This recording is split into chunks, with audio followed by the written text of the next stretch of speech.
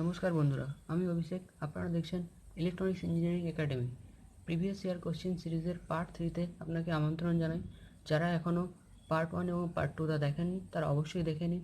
আর আমার চ্যানেলে যারা নতুন তারা অবশ্যই চ্যানেলটিকে সাবস্ক্রাইব করুন এবং পাশে থাকা বেল আইকনটি প্রেস করুন, যাতে করে আমার চ্যানেলের আপডেট আপনি নোটিফিকেশানে আপনি সবার আগে পান।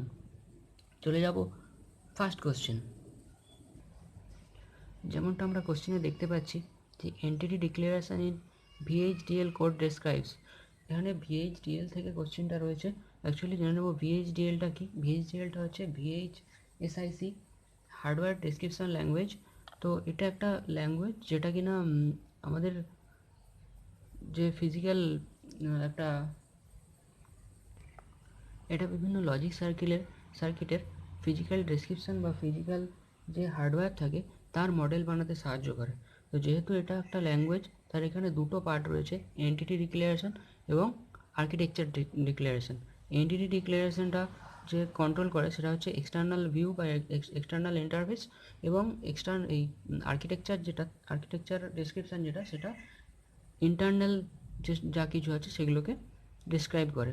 তো এখানে ভিএইচডিএল বলেছে এন্টিটি ডিক্লারেশন কি ডিসক্রাইব করে। অবশ্যই এন্টিটি ডিক্লারেশন ডিসক্রাইব করে external view interface of the module, অর্থাৎ option 3 is the right answer. এরপর আমরা দেখে নেব পরের question. In VHDL bidirectional data path is declared as. Bidirectional data path সবসময় ইন এবং আউট, অর্থাৎ কোনো প্রসেসর বা যা কিছুতে সেটা ইন ডাটা বা আউট ডাটা দুটোই রিপ্রেজেন্ট করে, অর্থাৎ option D is the right answer. দেখে নেব এর পরের question. In ভিএইচডিএল assert statement is use for. Assert statement সাধারণত একটা প্রোগ্রামের কনসিস্টেন্সি চেক করে, প্রোগ্রামটা ঠিক আছে কি না সেটা চেক করে, এবং তার রেজাল্ট হিসেবে সে স্ক্রিনে একটা প্রিন্ট আউট দিয়ে দেয় যে আমার প্রোগ্রামটা ঠিক আছে না ভুল রয়েছে। তো সেটা কি করে না, এখানে অনেকগুলো অপশান রয়েছে, যেমন declaring flip flops, reporting warning and error messages during simulation of model, VHDL of synthesis of VHDL code, place and root of design। এর মধ্যে অবশ্যই option B is right answer.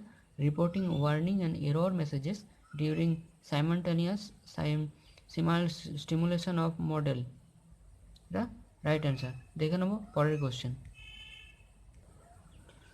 Propagation delay of flip-flop used for counter design largely affect the speed of operation। সাধারণত যে প্রোপাগেশনের delay তৈরি হয় যখন একটা asynchronous কাউন্টারে থাকে। প্রোপাগেশনের ডিলে অ্যাসিঙ্ক্রোনাস কাউন্টারে সবথেকে বেশি হয়, কারণ কি না প্রিভিয়াস স্টেজের যে আউটপুট সেটা পরের স্টেজে বা নেক্সট স্টেজের ক্লকে দেওয়া হয়। প্রিভিয়াস স্টেজ চেঞ্জ হবে তার ডিলে টাইম অনুযায়ী, এবং পরের স্টেজ তার ডিলে টাইম অনুযায়ী আবার চেঞ্জ হবে। সুতরাং এই প্রত্যেকটা স্টেজের ডিলেগুলো একের সাথে অ্যাড হতে থাকে।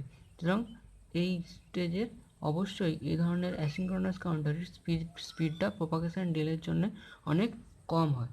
তবে option A is the right answer. দেখে নেব পরের question. A code in which each decimal digit is represented by a group of 4 binary bits is। সাধারণত বলে দিই যে 4 গ্রুপের বাইনারি বিটস দিয়ে যে গ্রুপটা তৈরি হয় সেটা হচ্ছে বিসিডি, মানে বাইনারি কোডের ডেসিমাল। যদি ধরে নিই 56 একটা নাম্বার আছে, তাহলে এই 56-এর 5টাকে 4 বিটের একটা বাইনারি নাম্বারে কনভার্ট করা হবে, আবার 6টাকে আবার একটা 4 বিটের বাইনারি নাম্বারে কনভার্ট করা হবে, দিয়ে পুরো ডিজিটটা আমার হবে বিসিডি কনভার্সন বা বিসিডি নাম্বার।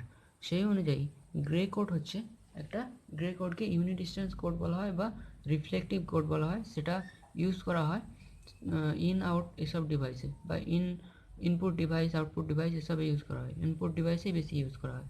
XS3 কোড হচ্ছে আবার বিসিডির মতোই খানিকটা, কারণ এর যদি ধরি একটা 56 নাম্বার আছে, তার সাথে প্রত্যেকটা ডিজিটের সাথে আলাদাভাবে 3 যোগ হয়ে যাবে, দিয়ে আমরা আবার 4 ডিজিট বাইনারি কনভার্ট করব, সেটা হচ্ছে XS3 কোড।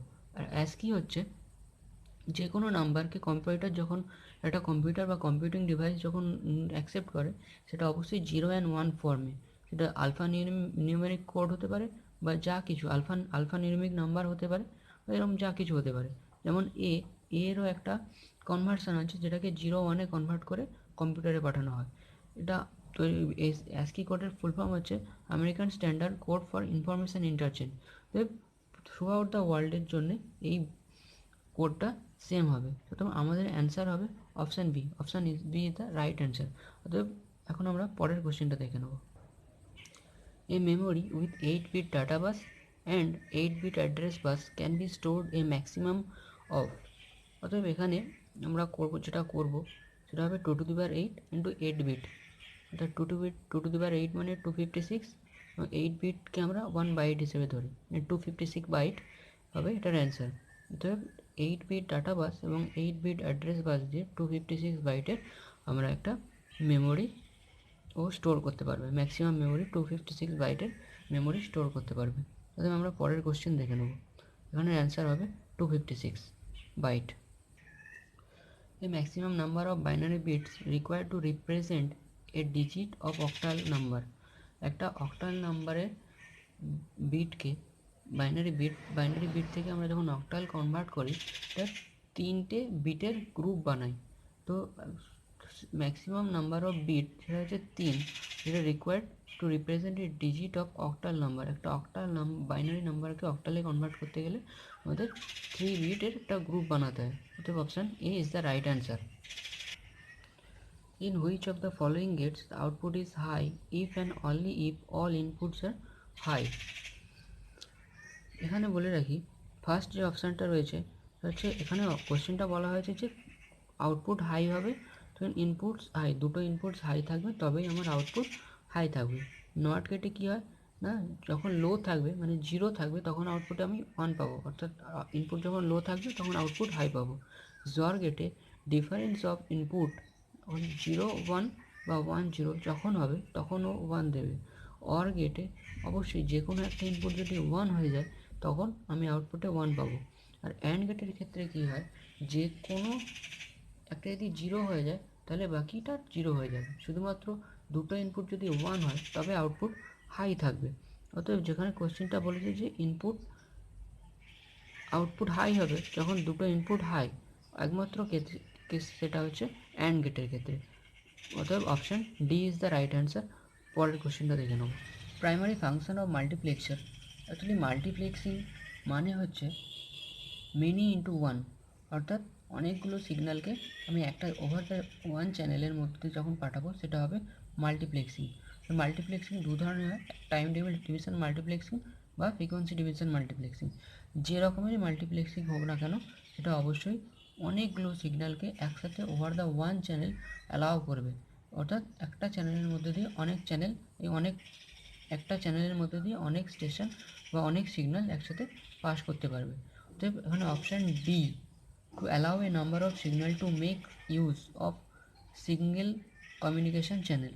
অতএব option D is the right answer. এরপর আমরা পরের কোশ্চেন দেখে নেব। Spectral density of a white noise, যদি spectral density of a white noise হয় uniform, spectral density of white noise সবসময় ইউনিফর্ম হয়, অর্থাৎ option A is the right answer. এরপর চলে যাব পরের কোশ্চেনে। The detector that minimize the error probability is called, এটা অবশ্যই এটাকে বলা হয় যে detector that minimize the error probability, যে ডিটেক্টর এরর প্রবাবিলিটিকে মিনিমাইজ করে সেটাকে বলা হয় ম্যাক্সিমাম লাইকলিহুড ডিটেক্টর, বলা হয় ম্যাক্সিমাম লাইকলিহুড ডিটেক্টর। অতএব option B is the right answer. Hexadecimal equivalent of decimal number 10101, 101কে ডেসিমেলকে হেক্সাডেসিমেলে কনভার্ট করতে গেলে অবশ্যই কী করতে হবে আমরা দেখব এক্ষুনি। 10101 এই নাম্বারটাকে হেক্সাডেসিমেলে কনভার্ট করতে গেলে অবশ্যই 16 দিয়ে ভাগ করতে হয়, এবং 16 দিয়ে প্রথমবারে ভাগ করলে আমার আসবে 631, এখান থেকে যে ক্যারিটা আসবে সেটা হবে 7, আবার মেকে 16 দিয়ে ডিভাইড করব, হবে 3 9, আবার ক্যারি 5 আসবে।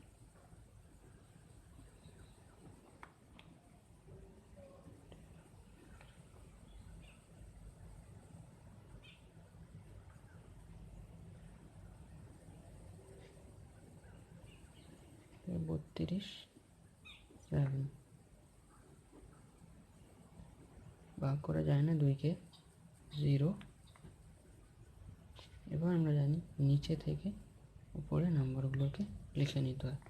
তো 10101 10 is equivalent to 2775 16। আমরা কোশ্চেনে দেখে নেব ইকুইভ্যালেন্ট কী হচ্ছে। তো কোশ্চেন অনুযায়ী option D is the right answer. অবশ্যই আমরা পরের কোশ্চেন দেখে নেব।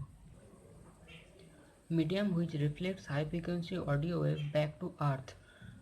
আমরা যখন রেডিও ফ্রিকোয়েন্সি নিয়ে কাজ করি তখন একটা সিগন্যাল আর্থ স্টেশন থেকে সেন্ড করা হয় এবং সেটা একটা অ্যাটমসফিয়ারের বিভিন্ন লেয়ার থাকে, সেই লেয়ারের মধ্যে থেকে একটা লেয়ার থেকে রিফ্লেক্ট ব্যাক করে আসে এবং আমরা সেই যা কিছু সম্প্রচার হয়েছিল সেটা আমরা দেখতে পাই।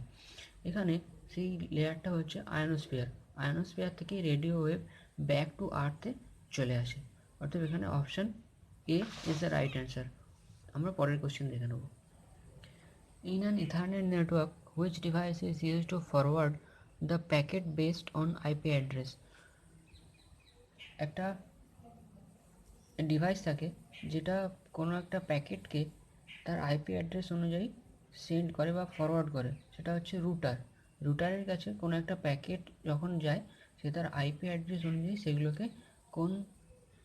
কোন পিসিতে পাঠাবে বা কোন সিস্টেমে তাকে সেন্ড করবে সেটা ডিপেন্ড করে তার আইপি অ্যাড্রেস অনুযায়ী। রুটার থেকে সেগুলো চলে যায়। অতএব option D is the right answer. দেখে নেব পরের কোশ্চেনে বলা হয়েছে how many bit internet address is assigned to each host of an IPv4 internet which is used in all communication with the host. যেটা হচ্ছে 32 বিটসের ইন্টারনেট অ্যাড্রেস দেওয়া হয়, অ্যাসাইন্ড করা হয়। অতএব option c is the right answer. দেখে নেব পরের question. IC is equal to 12 milliampere, IB equal to 4 milliampere and transistor would have a DC beta value। আমরা জানি beta equal to IC by IB, অর্থাৎ beta মানে common emitter current gain, তাকে beta বলা হয়। এবার বিটার ভ্যালু হয় IC by IB। এখানে IC দেওয়া হয়েছে 12 মিলিঅ্যাম্পিয়ার এবং IB হচ্ছে 0.4 মিলিঅ্যাম্পিয়ার। অর্থাৎ যদি ডিভাইড করা হয় তাহলে 12 ডিভাইডেড বাই 0.4 হবে 30। Option D is the right answer. অর্থাৎ এই ট্রানজিস্টারের বিটা ভ্যালু হবে 30। আমরা পরের কোশ্চেন দেখে নেব। Collector deep region is introduced in power BJT 2। Actually collector deep region power বিজেটিতে দেওয়া হয় যখন অফ স্টেটে থাকে, তখন একটা লার্জ ভোল্টেজ কালেক্টরে অ্যাক্রসে অ্যাপিয়ার হয়ে যায়, সেটা থেকে বাঁচার জন্য। অর্থাৎ লার্জ ভোল্টেজ যদি অ্যাপিয়ার হয়ে যায় সেখানে ট্রানজিস্টার ইজ ইন ডেঞ্জার। তো সেটা আটকানোর জন্য অর্থাৎ block large voltage during off স্টেটে লার্জ ভোল্টেজটা অ্যাপিয়ার হওয়া থেকে সেটাকে ব্লক করে। অতএব option c is the right answer. আমরা পরের কোশ্চেনটা দেখে নেব। Load current is always negative in, এখানে সব চপারের নাম দেওয়া হয়েছে।